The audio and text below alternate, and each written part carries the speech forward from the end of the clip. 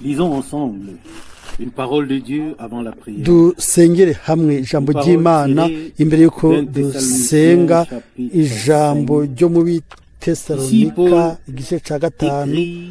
Hano Paulo arandika yandikira abo mu gihe ciwe uno munsi iryo jambo turaribwiwe.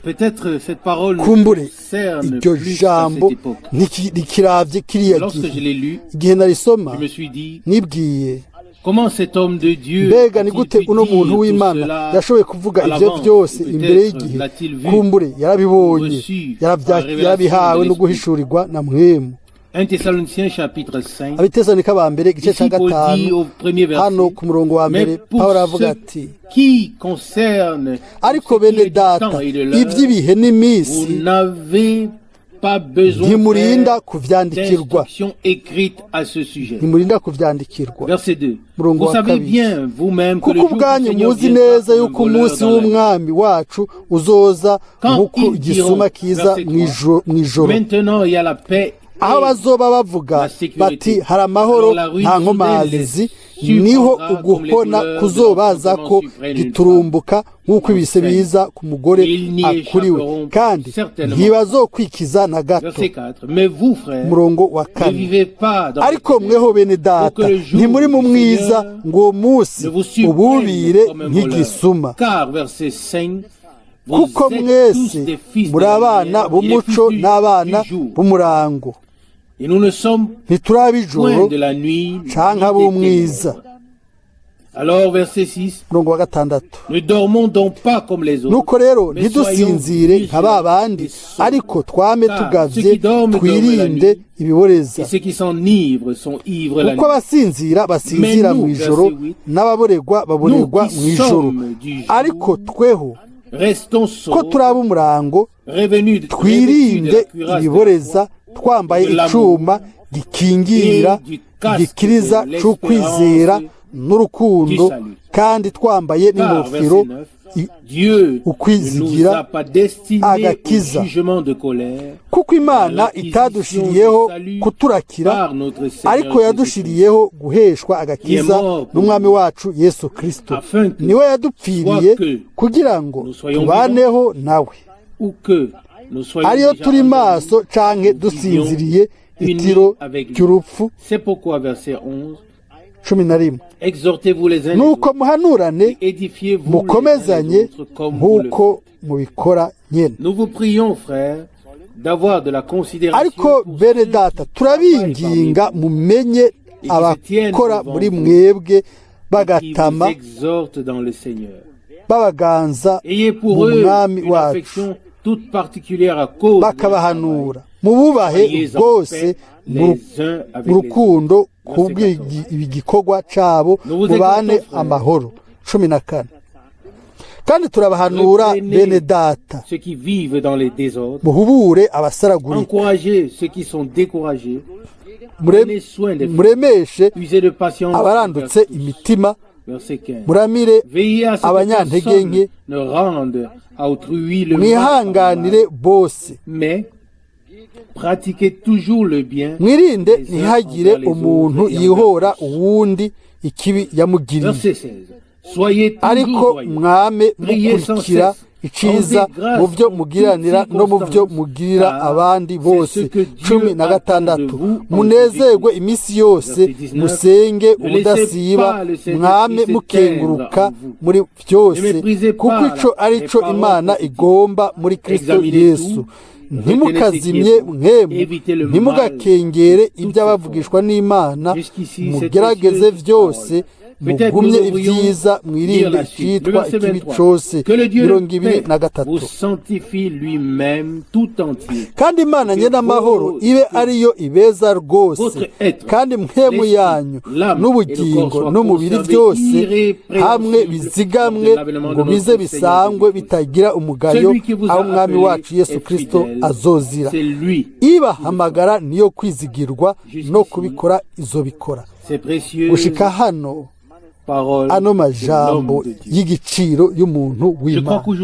Ndizera ko uno munsi ano majambo aratubwira mu ijambo ryose ni mpemu ahesha ubugingo, kandi iri jambo ryagumanye inkomezi gushika no mu misi yacu. Imana yo kwizigirwa itugirire ubuntu, twame dushimira Imana muri vyose, kandi twame tunezerewe gusenga kwacu kwame tuguha umwami wacu.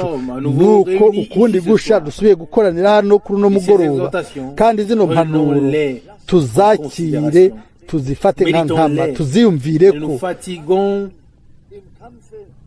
ntituruhe, ntitunanirwe mu ntambara, ntitwihebure mu ntambara muri kino gihe aho ibintu byose byacuramye. Biboneka yuko ata kintu c'ikizigizigi kikiriho, ariko we niwe vyizigiro vyacu, niwe mahoro yacu, yabaye byose kuri byose. Nico gituma tugomba kumutaramurira amaso muri no joro, tumuhe amashimwe n'ivyizigiro.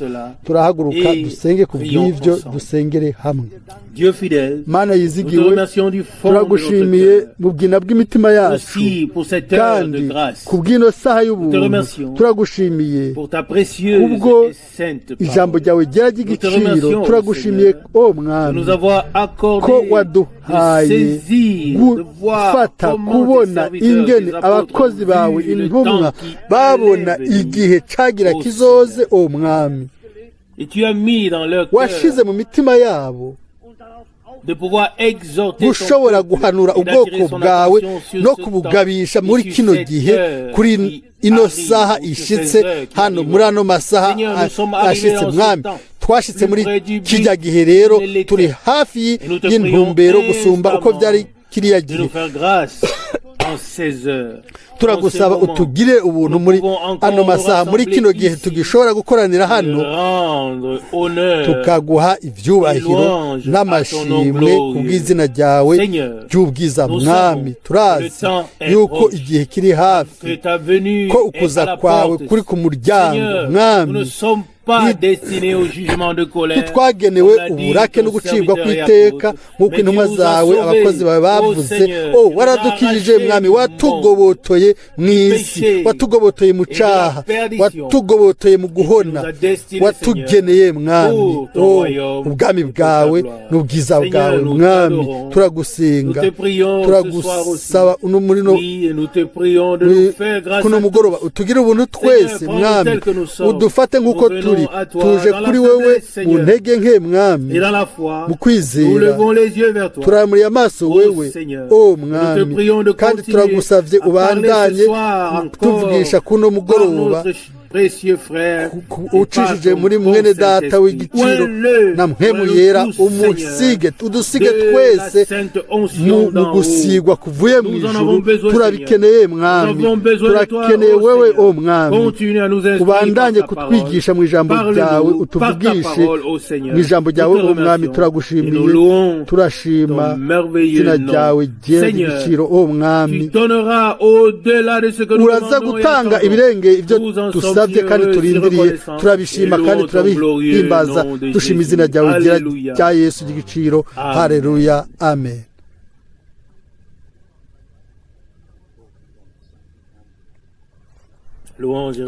Amashimwe no guhimbazwa bivyo Mwami. Ndifuza igihe cose kuguma nicaye. Umunsi umwe nzohindura ikibanza na mwene data Rusi, nzosoma ijambo ry'intangamarara, nzomusaba nawe avuge. Uko bimeze kose turafise amashimwe hagati yacu, ko tutaraba inyuma hanze, ariko turaba ku Mwami. Mbega inyuma ni iki? Byose birarenga, hasigara ivy'Imana yakoze muri twebwe. Gusa ikigihoraho nico kizoguma ibihe bidashira. Ufise ubugingo budashira, nk'uko mwene data Branham bivuga, ntiyigeze atangura kandi ntazoheza. Nk'uko Imana itigeze itangura ntizohera.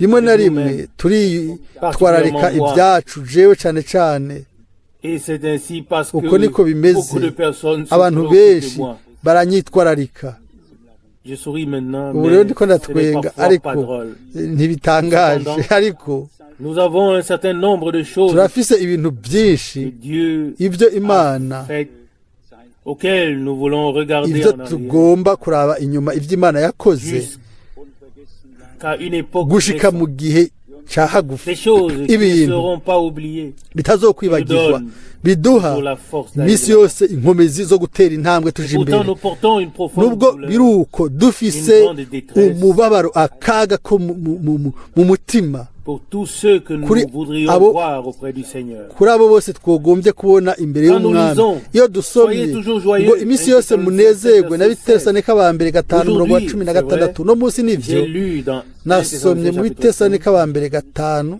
mais je n'ai pas lu ariko autant que frère Rousse. sinaye bwasome nk'uko mwene data Rose J'ai lu que yasomye 2 nasomye ou 3 versets. mirongo ibiri canke itatu Les versets, mirongo verset 8. umurongo Mais w'umunani nous qui sommes du jour, ariko twebwe abo ku murango restons sobres, dushikame revêtus de la cuirasse de la foi, ariko tweho ko turaba umurango twirinde ibiboreza twambaye icuma gikingira igikiriza c'ukwizera n'urukundo kandi twambaye n'inkofero kwizigira agakiza umurongo w'icenda mu buryo budasanzwe car Dieu kuko ne imana itadushiriyeho destiné kuturakira au jugement de colère, mais à ariko l'acquisition yadushiriyeho guheshwa agakiza n'umwami nk'uko que nous obtenions n'umwami le wacu salut par Yesu notre Kristo. Seigneur Jésus-Christ. amen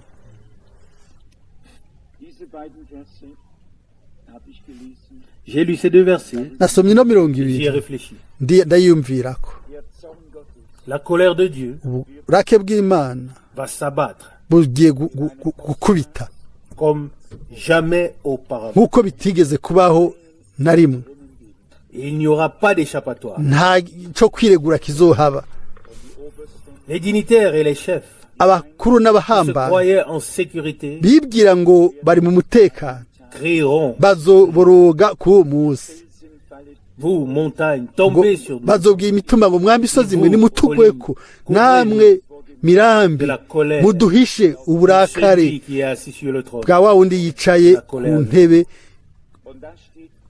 Et là, il est écrit, umwagazi aho haranditswe ngo uburakare bw'umwagazi byashuye gatandatu umurongo w'indwi umwagazi w'intama lui on ne peut umeze qu'attribuer neza uratekanya wowe uha gusa terminé, ibintu byiza ariko igihe c'ubuntu nticahera d'aujourd'hui umwami w'uno munsi azoca mu mucamanza et quand le temps de la grâce et igihe c'ubuntu de la miséricorde n'ic'imbabazi nicarangira alors aho il n'y rero aura plus de grâce. nta buntu Et buzaba alors, il n'y bukiriho aura plus. aho rero nta mbabazi zizoba zikiriho Alors, aho rero sans grâce, atabuntu sans miséricorde, atambabazi Dieu imana exercera izoca son jugement sur tous ishitsa ceux imanza zayo qui l'ont défié, kuri abo bose qui lui ont résisté, bayigararije bayiharirije bataye kure umugambi wayo batakiriye agakiza kuri bo s'abattra sa ku- colère. hazogwa Sans uburake grâce, bwiwe sans atabuntu miséricorde. atambabazi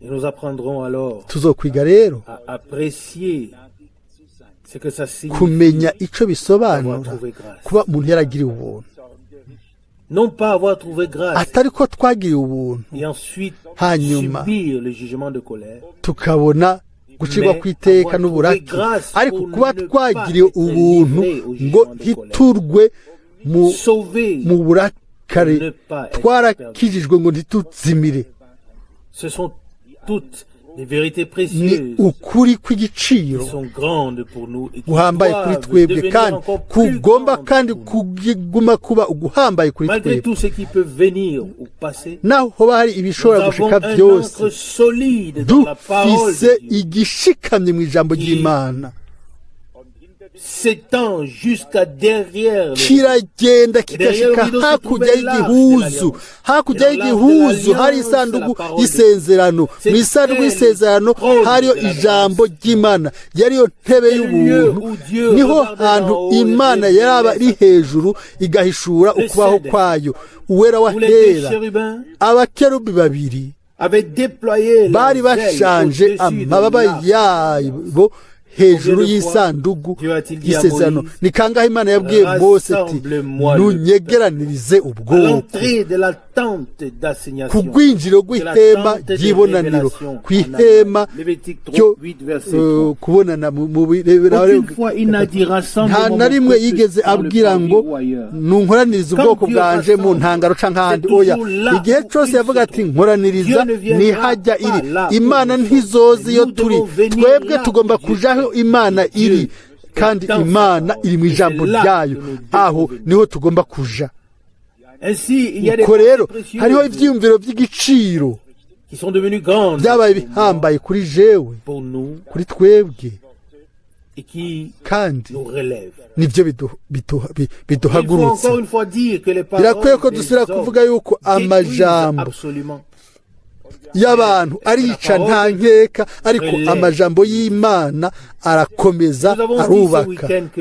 Kuno weekend twaravuze tuti aho umwami yubaka ishengero, aho ashirayo ibikorwa vyayo canke abakozi biwe,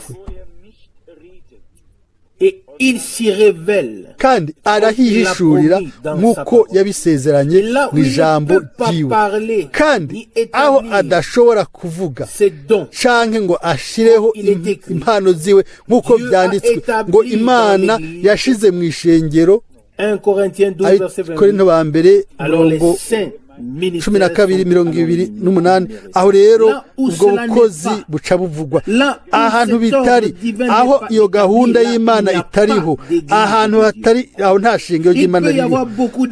Hashobora kubayo ibikorwa byinshi byerekana ko umenga n'ibyubaha Imana, ariko igikorwa c'Imana ni hahandi gahunda y'Imana iri ishizwe, aho abantu bemera Imana ngo ikore ivyo yayigeneye gukora bihuye n'ijambo ryayo. Aho rero duca ducika abakozi hamwe n'Imana. Amina.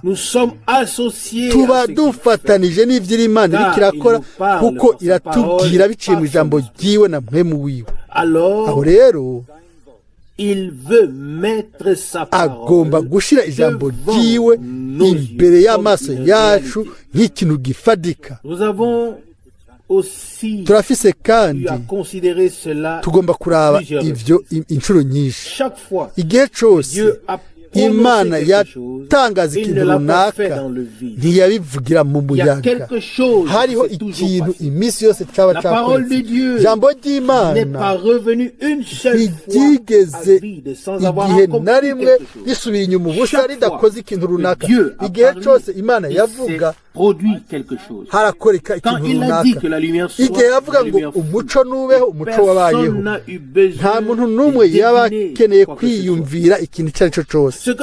Ico Imana yari yaravuze caba kiri ngaho, yari inyishu ku ijambo ryavuzwe, icamwa ikivuye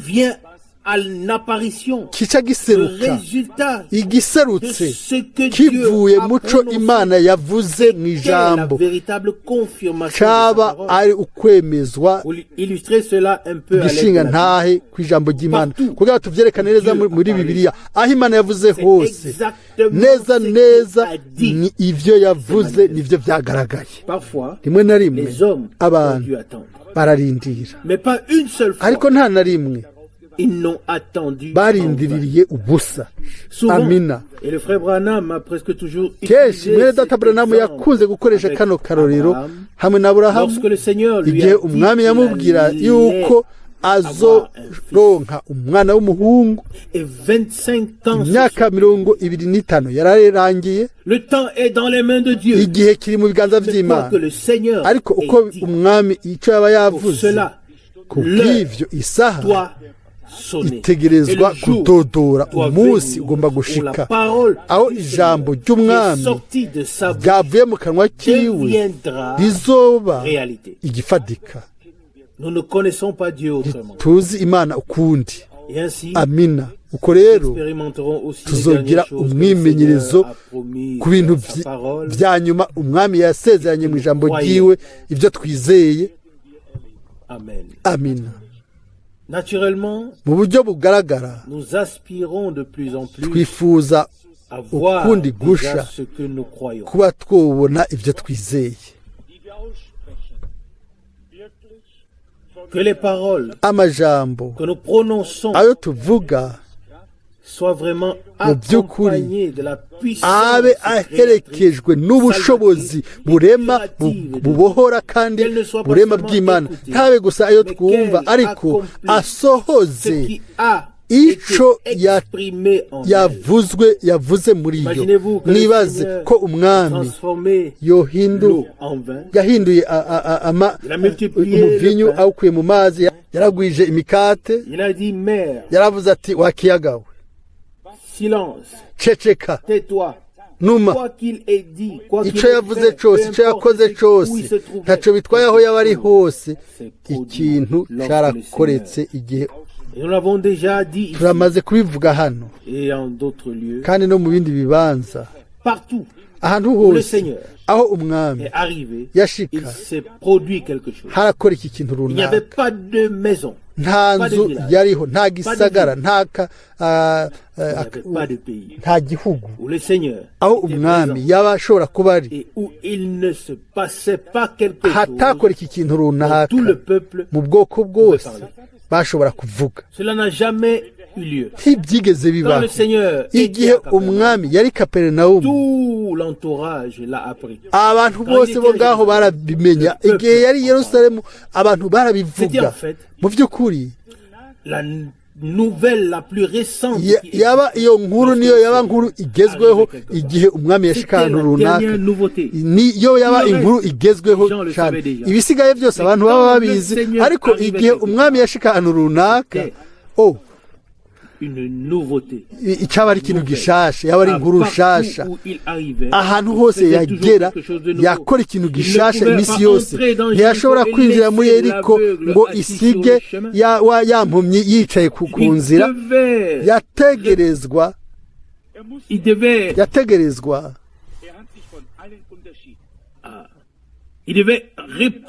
yagomba kwishura kuri wa muhamagaro wa ya mpumyi, akishura yitandukanya n'abandi bose. Kumbure haba hariho ujya munsi haciye abantu benshi, uwo muntu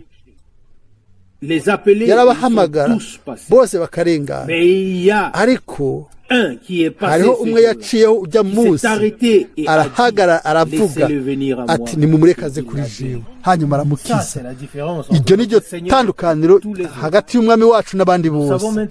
Rero turazi yuko adashobora kugenda mu buryo bw'umubiri hano ku isi kuko ari mu bwiza, ariko aba muri twebwe. Twabishimitse ko ubu arashaka kwigaragaza, agomba kwihishura hagati yacu. Nimba tugomba kubivuga gutyo, iyo igihe Imana ifise icifuzo cyo kwishurira ab'isi, yiremeye umubiri mu mwana wiwe, ica irihishura, irakora, uko dushobora kubisoma mu byanditswe vyera. Mwami wacu aravuga ati si jewe nkora ivyo bikorwa, ariko Data aba muri jewe niwe akora ivyo bikorwa. Yohana 14:10. Umwami yacunguye ishengero mu giciro kinini cyane gihambaye, atari izahabu cyangwa ifeza, ariko yatanze amaraso yiwe yera y'igiciro kugira ngo yihumanuriye, kugira ngo yezereze ishengero iryo ashobora kugiramwo ubuturo bwiwe, kugira ngo yigaragaze mu ishengero muri umwe wese mu biwe kandi ivyo c'est le point sur lequel nous sommes arrivés. Ivyo aho niho twashitse. Tout le monde peut donner des paroles. Uwari wese arashobora gutanga amajambo. Ariko Imana yonyene irashobora gutanga inyishu. Ici nous croyons que Dieu nimba twizera yuko Imana nous a donné sa réponse. Yaduhaye inyishu yayo. Aho rero turashobora kuyitanga. Turashobora kuyisangiza. De même que Dieu uko Imana yari muri Kristo. De la même manière, Christ est en nous. Kristo ari muri twebwe.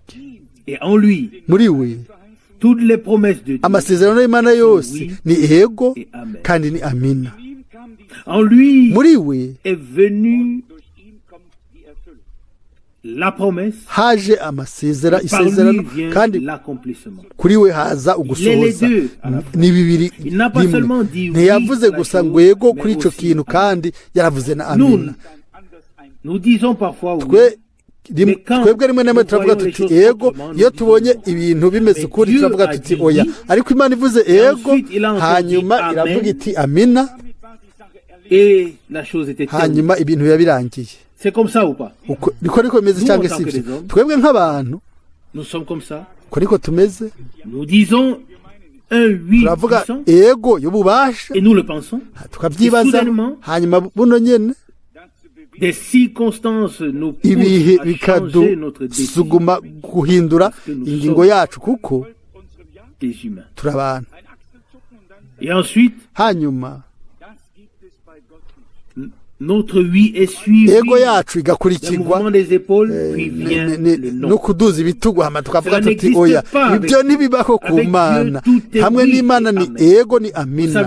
Murazi ivyo bisobanura amina ngo nibibe nguko atari gusa ngo nabi basezeraniye ariko ico nabasezeraniye kizosohora nkuko nabibabwiye. C'est ce que signifie les mots. Nibyo bisobanura ego amina. Oui. Ego. Nous le raccourcissons. Twe turabivunagura. Et c'est un mot très court. Kandi bikaba bigufi. Oui. Ego. Amen aussi. Amina nayo nyene. Ariko ku Mana ivyo bisobanura bintu byinshi cyane. Nta muntu n'umwe yoba afite isezerano ku byo yasezeranye byose bifatanije n'ivyo ubushizi bw'amanga buzogumya ijambo ryose buzorisohoza buzotuma rishika. Ico nico kintu kwizera kwacu gushobora guhagararako. Qu'est-ce qui nous a gardé pendant toute cette tempête? Muri ivyo bihuhusi byose mbega tes compétences, bwari ubushobozi zari inkomezi zawe, mbega zari inkomezi zawe, mbega bwari ubushobozi bwacu kwiyumvira kwacu. Ivyo bintu mbega byari kutugezaho. Bwabaye ubuntu bw'Imana kandi no kuba dushikamye mu ijambo ry'Imana. Ndafise ashimwe ku Mana yuko ce ne soit pas nous atari twebwe qui soyons ancrés twiyimbitse ariko shoba ikintu kibi, ariko ni Imana yafashe ijambo ryayo irigimbika muri twebwe ikoresheje muhemu. Nuko nabivuze ico gishimika ntabwo kiri iruhande y'igihuzu umwe wese yovuga ati ubu ndahinduye. Oya ico kigumya kirashika hakurya aho umuherezi mukuru yashobora kujayo rimwe ku mwaka atagiye gutora inyishu y'ikintu runaka, ariko agiye guhagarara imbere y'Imana afise amaraso yiwe ubwiwe n'ay'abandi. Ariko abapatiri abarewi bari bafise ijambo ryo kuvuga hanze. Aho hose abantu bari bafise ico kuvuga, ariko ahera hahera n'Imana yonyene ari ifise ico ivuga, nta wundi muntu n'umwe. Aho niho hari ico kigumya umutima gishimika aho imana yari n'ubwiza bwayo aho ijambo ryayo ryari riri aho niho hari ubwiza bwayo aho niho yatanze inyishu niho yatanze igituma c'amaraso amaraso yaje mu nyonga hiwe nuko rero niho tubona ukundi gusha ko hari bitatu bishinga intahe bigakora amazi ijambo n'amaraso canke mpemu amazi n'amaraso Yohana wa mbere 5:8 ivyo bitatu birakora mu buzima bwacu kubwo kwizera umwami wacu kiri mu mugambi w'Imana cari carateguwe bikorwa byakozwe n'amaraso ivyo bigomba gushitswa igitegerezwa gukoreka kubw'ijambo gitegerezwa gukorwa n'ijambo igitegerezwa gukorwa na mpemu gitegerezwa gutangwa na mpemu byose birakorera hamwe ugucungura kuzuye mu mpemu mu bugingo no mu mubiri nitwaraba gusa bimwe mu bintu byanditswe na mpemu ngo ninashigwa ninamanikwa mpema azoza kandi azokwemeza isi icaha ukugororoka n'amateka Yohana 16:8 mpemu w'Imana atangura gukora hanyuma ukundi gusha akagaragara ukuvuka bwa kabiri ariko ivyo navyo bigomba kuvugwa mpemu w'Imana yagendera hejuru y'amazi y'idamba y'amazi kandi nta kintu na kimwe cyakoreka ni itanguriro igice cya mbere umurongo wa kabiri ariko mu gihe ijambo ry'Imana ryavugwa ikintu rero carakoretse hano muri ano majambo twasomye Bitesalonike ba mbere 5:8 ariko twebwe abo murango tugume dushikamye twambaye igikingira igikiriza ni ukwizera hamwe n'igikingira igikiriza cyo kwizera mbega nabisomye neza sinumva amina sinzi nimba nasomye neza murongo 8 ariko tweho ko turaba umurango twirinde ibiboreza amina amen twambaye icuma gikingira igikiriza cyo kwizera benshi muri twebwe barashobora kwibuka igihe ibiduga by'intambara byaca mu mabarabara ibyo bintu biracari mu matwi yanjye byari biteye ubwoba bisi yose haba hari ikintu muri ibyo bintu igihe imiduga yarengana déconcentré ou décontracté byarababaza ntibyari bibaza cyane ariko haje ibiduga by'intambara by'amashari byakora ikintu nk'umuziki hari ikintu hano tuvuga icuma gikingira turi mu ntambara amahoro ntarabaho nubwo bovuga bati ngo hari amahoro nta nkomanzi nk'uko twabisomye ariko ibyo byerekeye ikindi gihe nk'uko mwene data Branham yabivuze ngo ntimwibaze ngo mwabaye abizera ngo muje mu minsi mikuru murazi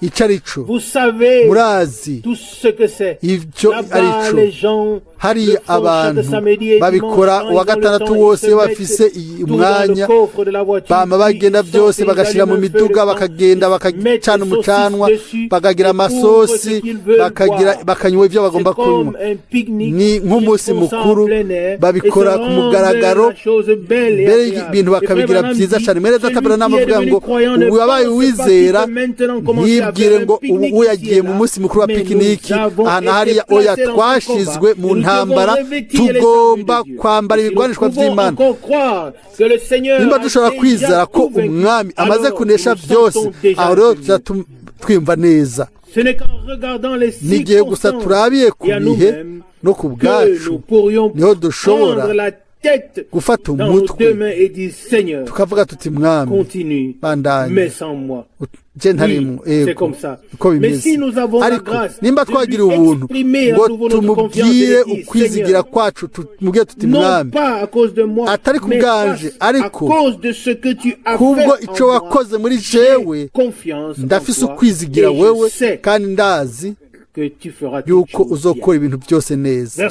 Murongo w'umunani Abitesalonike ba mbere 8. Ariko twebwe abo murango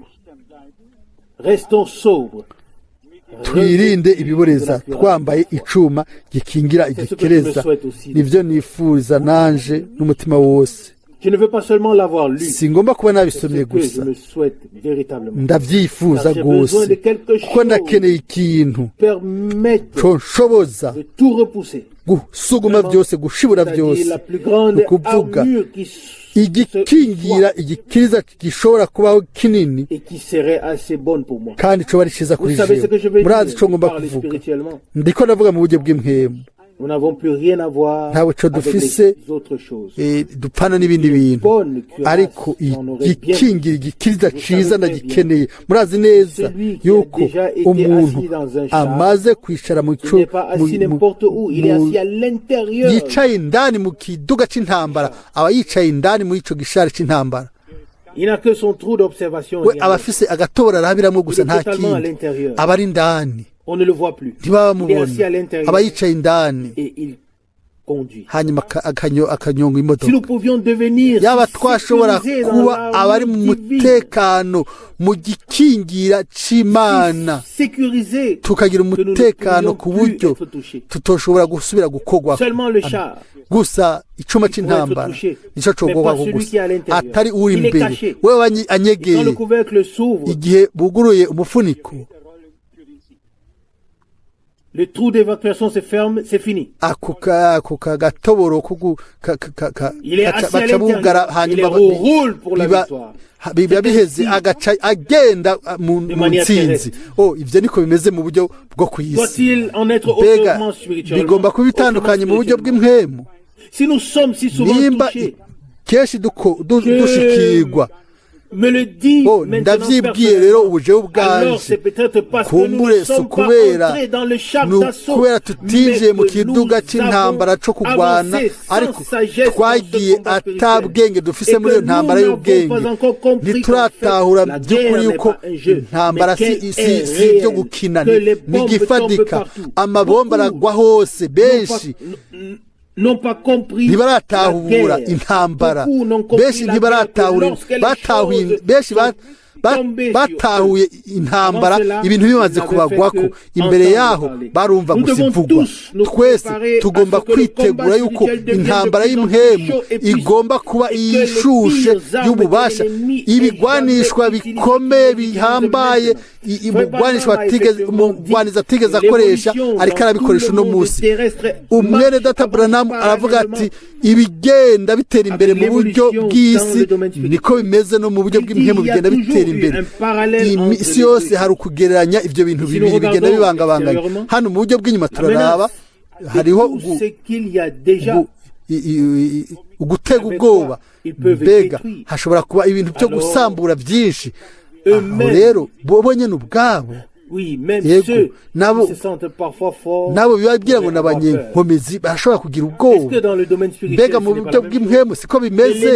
Umugwanizi yatangaje uguhamagara abagwanyi biwe bose muri rusangi kugira ngo bite ku bantu ubwa mbere bari ku rugamba, bari imbere.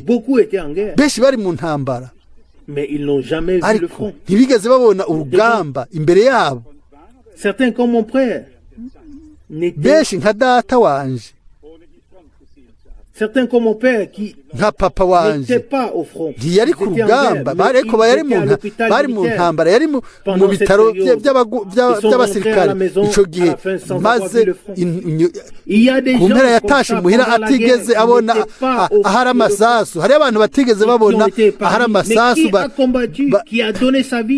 C'est ça la question. ariko ninde yagwanye ninde yatanze ubuzima bwiwe twe ntitugomba kwikura ku rugamba mu masasu oya tugomba kuba abashikamye nibyo ndiko ndibwira kandi kuno mugoroba yego ntimwizere ngo ntimwibaze ngo naje kubabwira ubutumwa bwiza nga nimba mwibwira ngo naje kubabwira ubutumwa bwiza muriko murihenda twaje hano twese hamwe ngo twumve ku ijambo ry'Imana hanyuma turekere tubwire twese by'ukuri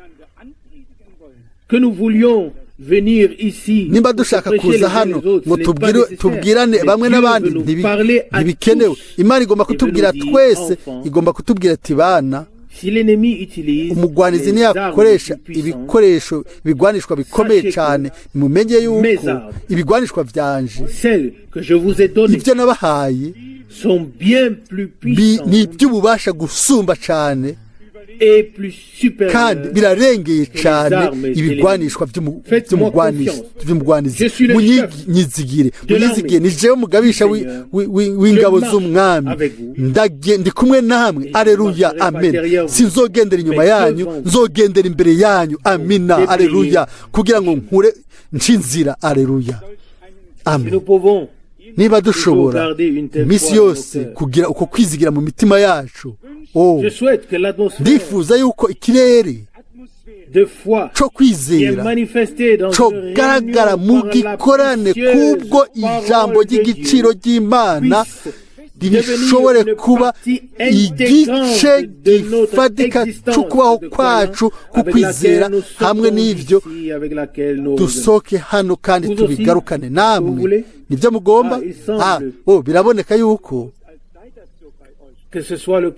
ariko bimeze namwe kuri mwebwe mwese muribwira yuko ariko bimeze kuri mwebwe atari kuri jewe ariko Imana izobafasha mwese ndafise ubushizi bw'Imana asubiye gusoma 8 mu gice cya 5 ngo twambaye icyuma gikingira gikiriza urukundo n'ingofero y'agakiza 9 kuko Imana itadushiriyeho kurakigwa ariko kuronka agakiza kubw'umwami wacu Yesu Kristo ubundi busha hashimitswe ku burake n'amateka n'agakiza uburakare bwose bwari kudushikako bwakubise umwami wacu umucunguzi umwana w'Imana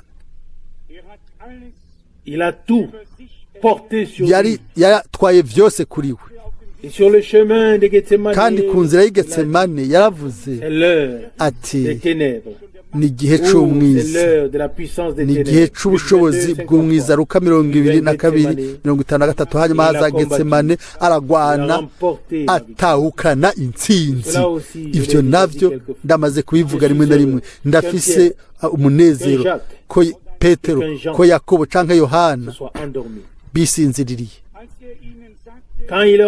igihe ababwira ati mbega ntimwoshobora guteramana nanje isaha imwe yateye intambwe imbere ngo asenge aragaruka asanga basinziriye Matayo 26:40 twasomye hano ko dutegezwa kuba maso tukaba maso ntituburegwe isaha y'umwiza yashitse kuri twebwe ariko nimba intumwa abigishwa kiriya gihe iyo bagwana bagasenga ku mavi bakaramura amaso ngo barabe yuko umwami hanyuma bakinginga rwose kugira ngo bamwereke ingene bari bazi gusenga aho rero bari gushobora kuvuga bati nyuma ya byose twaragumanye nawe natwe bazi ko twagwanye ariko si ko byari bimeze yabikoze wenyene yasenze wenyene yikore wenyene umusaraba gushikaho umwe muri mu basirene kurino yari inde umugabo bikoreje umusaraba igihe yagwa ni Simoni w'Ikurene ariko nta numwe mu bigishwa yashoboye gukora ikintu na kimwe hanyuma avuga ati nanje urazi muri ivyo byose ko ari ico nakoze mwe nakoze ikintu kiriya oya nta numwe umwami wacu umucunguzi wacu yakoze byose. Et l'un de ses disciples, umwe mu bigishwa biwe yari hafi yiwe yavuze ati mwami nubwo ntegezwa gutanga ubuzima bwanje ku bwawe, aramwishyura ati umviriza ndagomba kukubwira ibigomba kuba. iyi nkoko itarabika uzoba umaze kunyihakana gatatu. abigishwa ariko yarashoboye kubivuga, niko nta na rimwe ibyo umwami yavuze. Petero yaba Petero ntawavuga ngo nakoze iki nakoze kiriya, narafashije umwigisha. umwami wacu yakoze byose wenyine, byose yabishohoje wenyine ku bwawe, ku bwanje, ku bwa twebwe twese. kandi ntitwakijijwe ngo tuzosubire kuzimira, ntitwakuwe mu burakare ngo tuzosubire gushigwa mu burakare, kandi igihano cacu caguye kuri we. uburakari bw'Imana bwaguye ku mwami wacu, umucunguzi wacu, kugira ngo twebwe dushobore gusohoka twidegembya. umurongo w'icenda Abitesalonike, kuko Imana itatugeneye kurakigwa ariko kuronka agakiza kubwo umwami wacu Yesu Kristo. Amina. binavyo ni ego, ni amina. imbere yuko umunsi uhambaye utebwo uhoraho ushika,